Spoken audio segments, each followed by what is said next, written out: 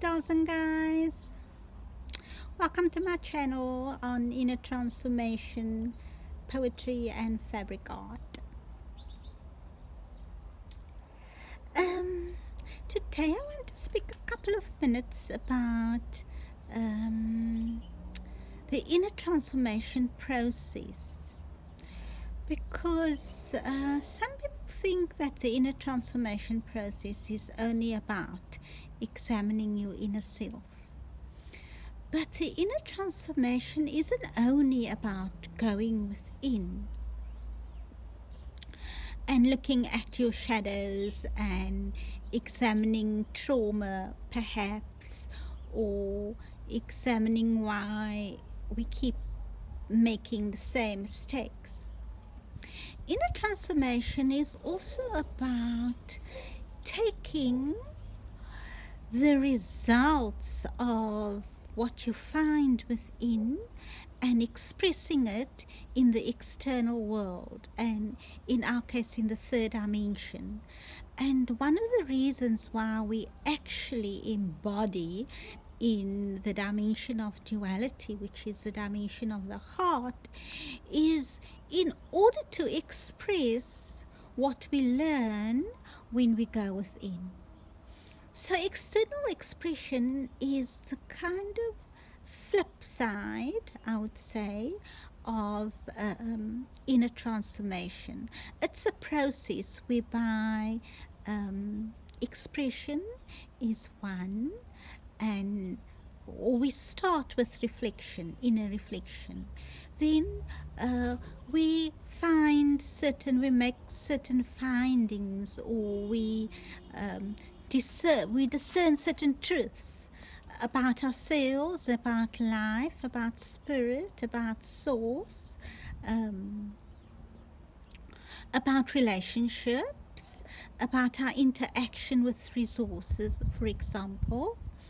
So then we use those findings in order to express and experiment. So experiment is an important part of life and an important part of inner transformation, because we can't transform our beingness and spiral upwards when we don't express and experiment. Experiment is like, how shall one say, we go around and we research the circle within and the circle without, and we research our environments, our inner environment and our inner spaces, and both superficial space and deep space and everything in between. And then we express. And once we express, part of expression is making mistakes. So making mistakes is an absolutely crucial part of the evolution of humankind. We have to make mistakes in order to reflect and then move into a higher octave, a higher realm, a different reality, and to transcend. So basically, there are kind of, one would say, 4 phases to this process of inner transformation. We go within as deep as we absolutely can, into our DNA, into our atoms.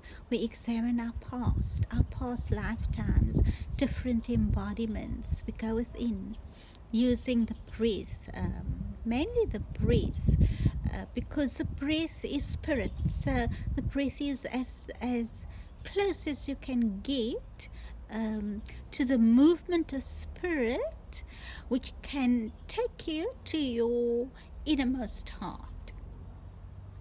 So then we make findings and we express a new sense of self, a greater sense of self, a different form of action. So that's a second phase.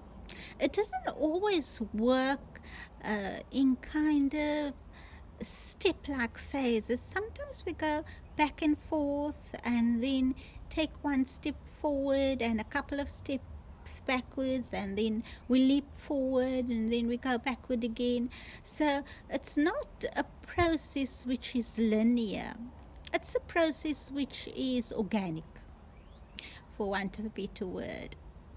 So then we express and experiment. Experimentation is part of the search for the new, for a different way of being, for a new expression of what is on our DNA, what we've inherited, um, how we've integrated shadows, for example. And then finally, we transcend, we move up, we spiral up. And the spiraling up doesn't necessarily mean that you will, or your soul will always operate in a very high light octave. Sometimes the soul seeks to desire darkness, because without going very deep within the darkness, like a seed goes deep within the soil for nutrition, we cannot really experience how to explode. Does that make sense? So the whole process is a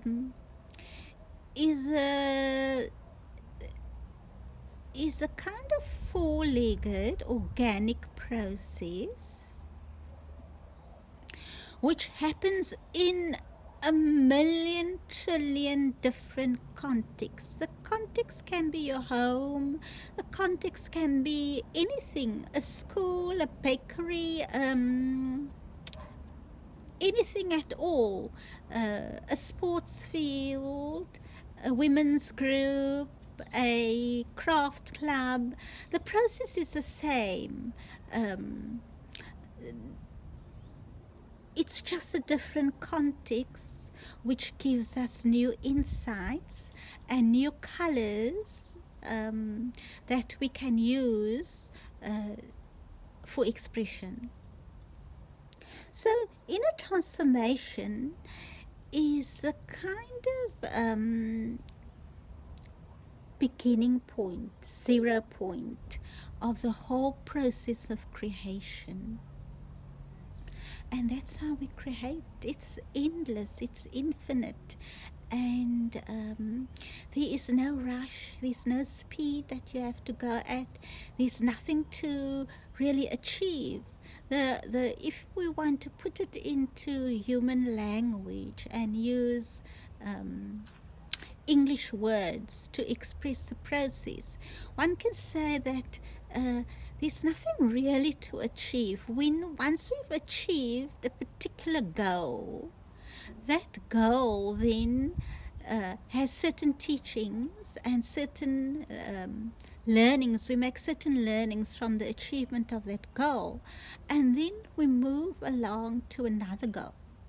And the other goal can be in another form, in another dimension, in another reality, in another body.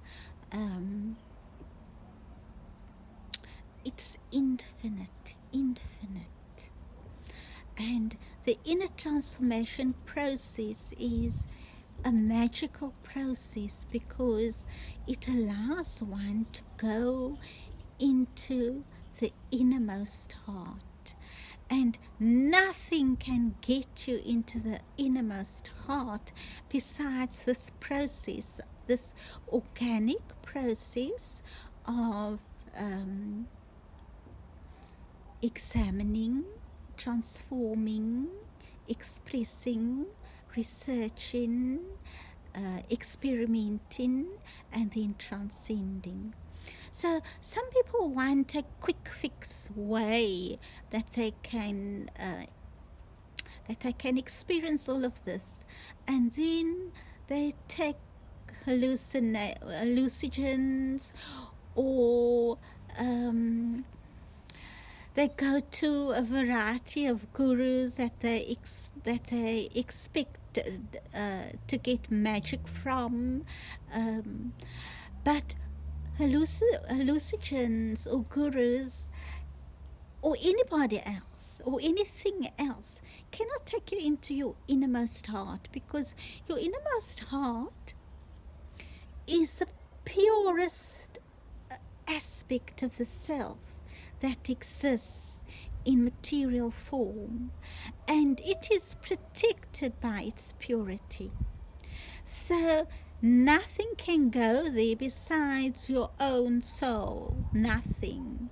And that purity is directly connected to source, to the center of source, to the deepest black hole that there is, to the most radiant light that there is.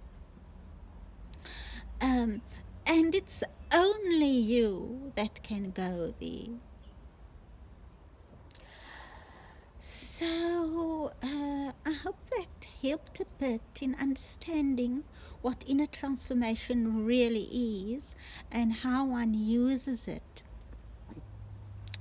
Now, just to add one more point, which is very fashionable at the moment, and that is using your macabre vehicle to travel to other dimensions in order to reach the state of transcendence.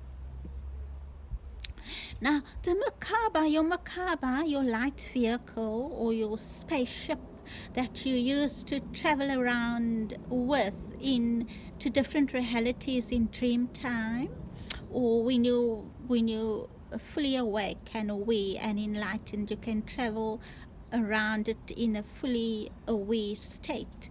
And part of manifesting heaven on earth is trying to get to that state. But the macabre can only really help you. Your macabre, your light vehicle, can only help your travels to other states and other forms of beingness, and your travel into the heart of source itself. When you know the details of your macabre, and that includes knowing the details of your genetic encoding and your heritages and the shadows and darknesses on that, and working with that. So the macabre becomes effective once you've gone to a certain level of the aspects on your DNA and your genetic heritages, and worked with that, both with the light and the shadow. So when you're meditating on the macabre, on your macabre vehicle, and certain images come up, know that those images, the vibration and frequency of those images, will relate directly to how much you've worked on your inner self and how deep you've gone into your innermost heart. It's not a magical formula. It requires, it's a process, and it requires hard, disciplined, focused work. So the main point of this little video is to say, guys and dolls, there's no quick fix. The sun is like trying to make itself known to say, yeah, I'm here, the light is right here. But the light is always around, whether it's a sunny day or whether it's a deep, dark winter's day. Goodbye. Remember to like my channel and to please subscribe to it for more inner transformation tips. Love you lots. Goodbye.